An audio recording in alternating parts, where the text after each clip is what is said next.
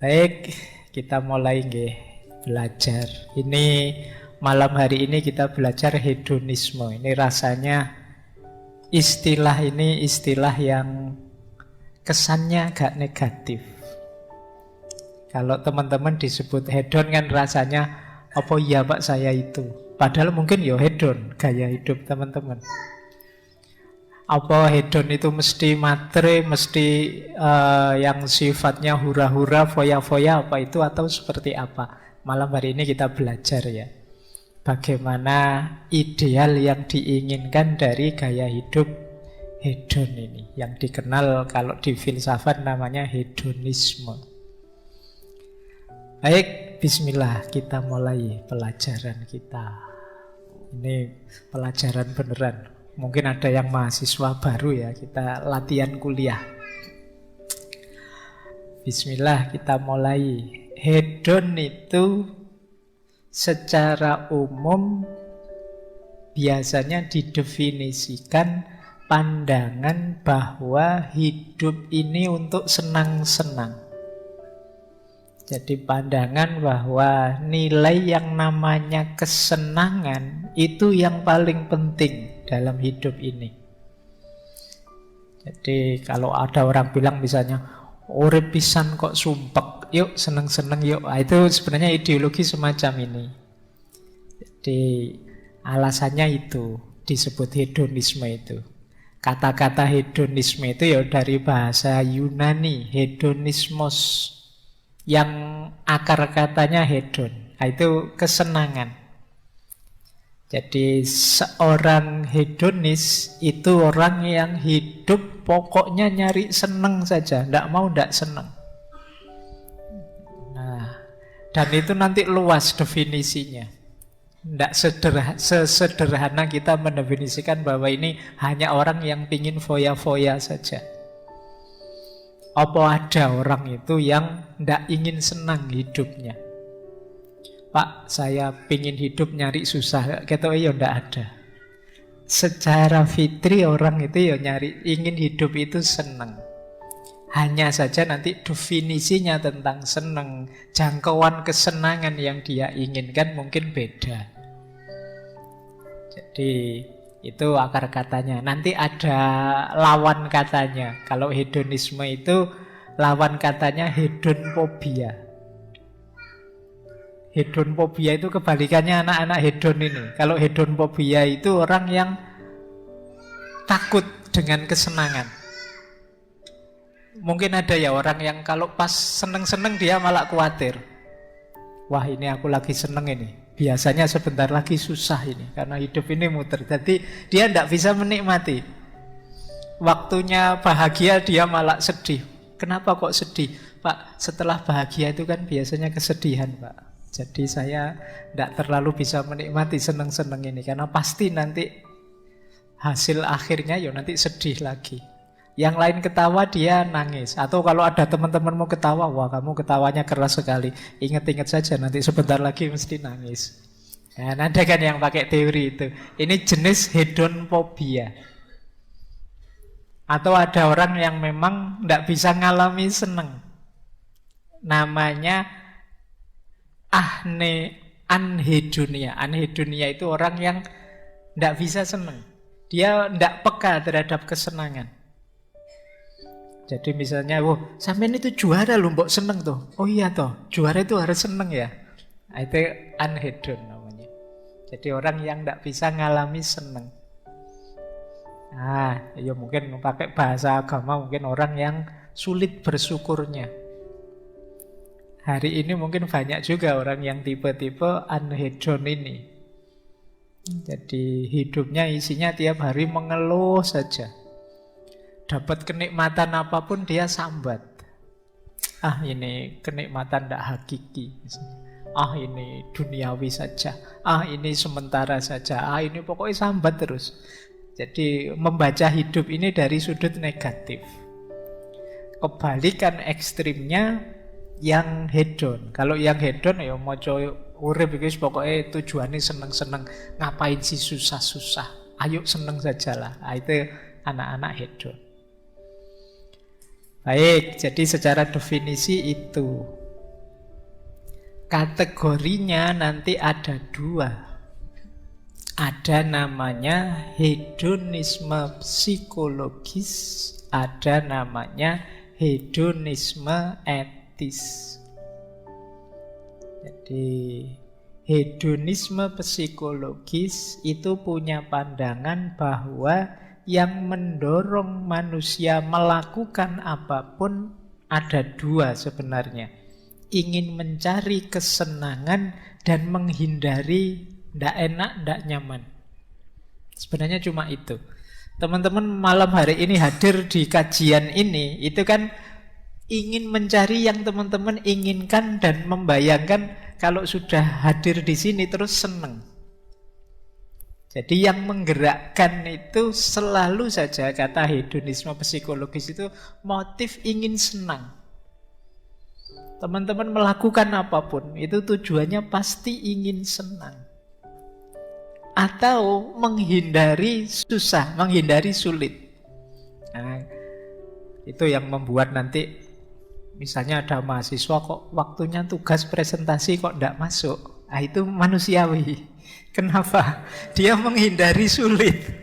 Jadi ingin senang menghindari sulit. Wah, ini waktuku presentasi ini saatnya pamit ini. Pak, mohon maaf ada tabrakan Pak, kesulitan, ban saya bocor Pak, dan lain sebagainya. Loh, itu fitrah sebenarnya, orang itu ingin menghindari sulit, menghindari tidak enak, menghindari tidak nyaman. Wong masuk ke sini saja tadi mungkin rebutan, mungkin ada yang nyari sendenan, ada yang nyari sudut kira-kira nanti kalau selfie bisa pas, enak. Ada yang nyari macam-macam motifnya. Semuanya apa? Ingin seneng versi masing-masing. Jadi yang menggerakkan manusia, kata hedonisme psikologis, itu motif ingin senang atau menghindari susah di segala levelnya. Jadi alasan bisa dibikin belakangan. Kita bisa berlindung di balik aneka ragam dalil, aneka ragam argumen, tapi intinya kita nyari yang membuat kita senang, enak, nyaman, dan menghindar dari yang membuat kita tidak enak, sulit, susah. Ini namanya hedonisme psikologis. Jadi secara psikologis manusia itu begitu. Jadi kalian nanti melakukan apapun itu pasti kalau dicermati target akhirnya adalah ingin senang. Apapun itu. Atau menghindari susah. Nah, yang kedua ada namanya hedonisme etis. Kalau hedonisme etis ini ya nanti jadinya etika, sistem moral. Kalau dalam hedonisme etis itu berarti pertimbangan baik buruknya sesuatu itu dilihat dari menyenangkan atau tidak. Makanya namanya hedonisme etis. Jadi kok saya melakukan sesuatu yang membuatku sengsara, membuatku sulit. Nah, ini kalau pakai hedonisme etis itu masuk kategori perbuatan yang tidak etis. Jadi perbuatan etis itu ya perbuatan yang menyenangkan kita atau menjauhkan kita dari rasa tidak enak, dari rasa sakit. Berarti apa? Lakukanlah segala yang membuatmu senang dan jauhilah segala yang membuatmu susah. Itu saja rumusnya hedonisme etis. Jadi Pak, berarti orang tidak boleh sholat Pak, tidak zakat. Loh, zakat saja, sholat saja. Kalau itu membuatmu senang, lakukan itu. Rumusnya sebenarnya cuma itu. Pak, berarti kita ingin senang-senang sendiri Pak, tidak baik pada tetangga. Loh, kalau baik pada tetangga menyenangkanmu, ya lakukan saja. Orang itu nyari senang. Entah rumusnya apa, cari yang paling menyenangkanmu. Oh, itu nanti ini yang membuat nanti beda-beda, ada beda pandangan tentang yang namanya kesenangan. Tapi intinya lakukanlah yang membuatmu senang saja. Kalau kamu ingin bahagia, hindari yang membuatmu susah. Ini rumus dasar dari hedonisme etis. Nanti kata hedonisme etis itu segala perbuatan itu sebenarnya ada dua nilainya. Ada nilai intrinsik, ada nilai instrumental. Nilai intrinsik ini nilai yang hakiki. Kalau nilai instrumental ini alat saja untuk nilai yang hakiki tadi. Misalnya kata kelompok hedonic itu satu-satunya nilai yang intrinsik itu kesenangan. Sementara nilai yang lain itu instrumen. Jalan saja, alat saja untuk menuju kesenangan. Misalnya HP ini kan alat untuk saya senang. Ada banyak hal yang menyenangkan saya dari HP ini. Berarti nilai HP ini sebenarnya nilai instrumental. Nilai hakikinya apa? Kesenangan. Jadi nilai puncak itu kesenangan.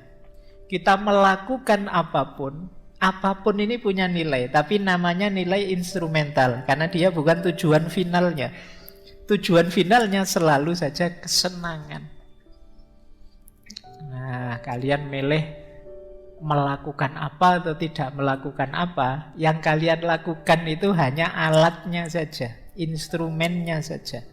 Nilai akhirnya apa yang kalian kejar? Kesenangan.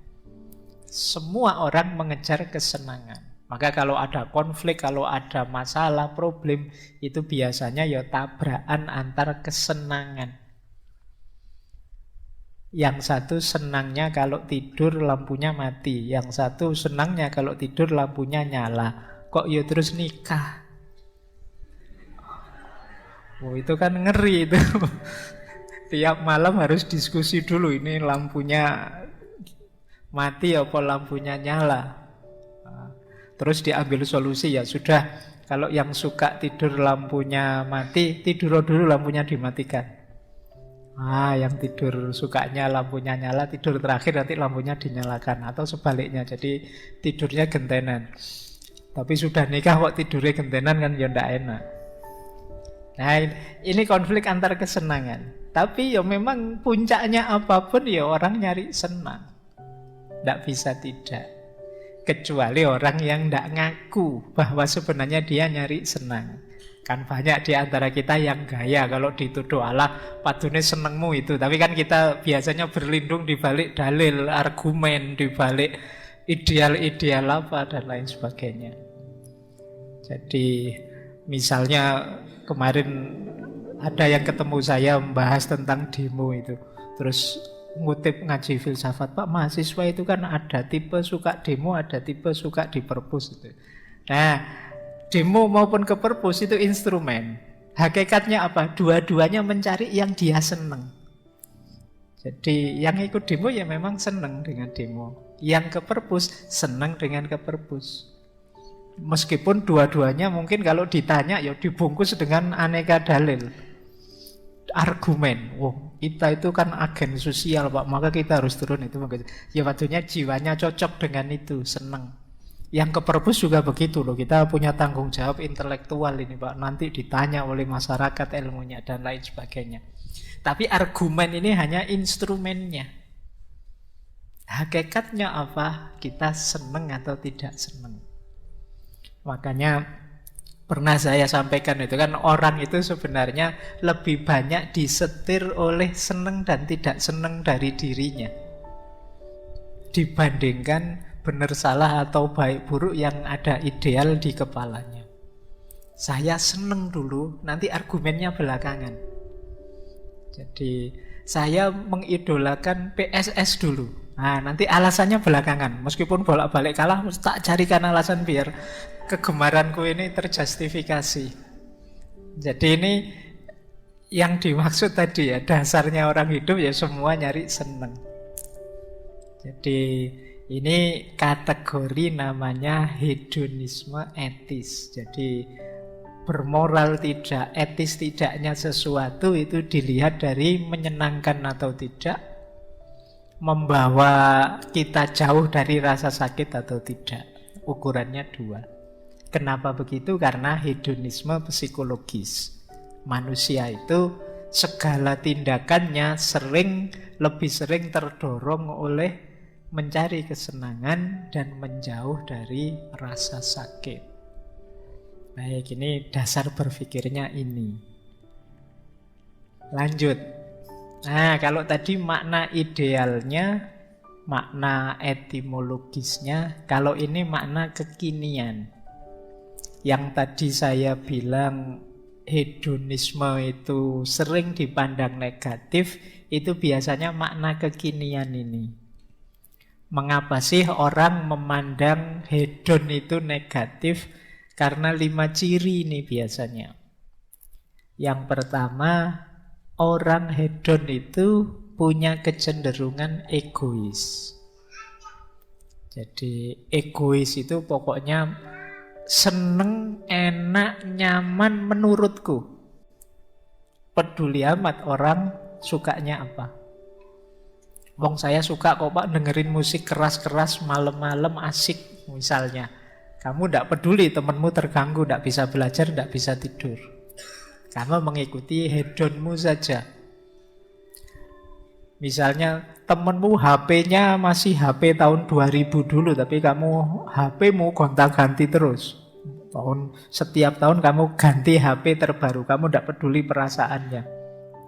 Kamu kalau ngomong selalu versi HP terbaru, ini ada NFC-nya loh, ini sudah sekian ratus MP ini segala. Temenmu HP-nya tahun 2001, jadi dia tidak pernah dikeluarin HP-nya.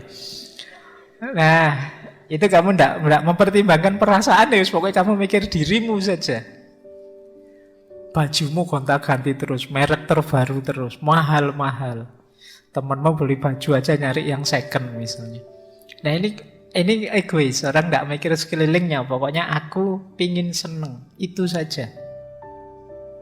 Nah, terus yang kedua yang sering dikeluhkan dengan perilaku hedon tentu saja materialisme. Kecenderungan hari ini orang hedon itu dilihat ya dia ingin nyari seneng-seneng level materi. Jadi seneng-seneng dengan uang banyak. Mobil tiap tahun ganti, HP selalu ikut yang terbaru, dan lain sebagainya. Itu level-level materi. Tas saja yang harganya sekian, bajunya 12 juta, tasnya 10 juta, kopiahnya 7 juta. Kalau ini sekali pakai itu kamu kuliah S1, S2 sampai lulus itu.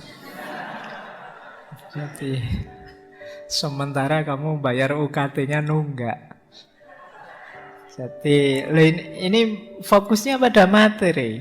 Jadi materialisme. Jadi kecenderungan pemaknaan hedon, kalau ada orang kok disebut, wah kamu hedon banget ya, itu biasanya levelnya materi. Tidak mungkin kalau hari ini orang disebut hedon itu, wah kamu kesenangannya kesenangan spiritual, ya pasti tidak begitu. Selalu orang yang disebut hedon itu hari ini yang sifatnya materialistik. Kemudian yang ketiga yang disebut hedon itu biasanya konsumerisme. Jadi orang merasa eksis ketika mengkonsumsi sesuatu yang paling update, yang terbaru, yang paling elit, yang paling mewah. Ini pokoknya ingin mengkonsumsi apa. Kalau di pikiran kalian, yang kalian pikirkan, Pak saya ingin ini, ingin itu, ingin ini, ingin itu. Ingin ini, itunya itu isinya hal-hal materi yang sifatnya konsumtif. Kemungkinan kalian punya bakat hedon. Ya memang kurang modal saja sayangnya. Jadi kalau ada uang mungkin kalian ngalah-ngalahi yang sekarang pamer segala macam kemewahan itu. Cuma ya terbatas saja modalnya. Jadi konsumerisme. Kalian merasa eksis kalau mengkonsumsi hal-hal yang sifatnya mewah, dipandang kelas tinggi, dari kelas sosial yang lebih tinggi dan lain sebagainya.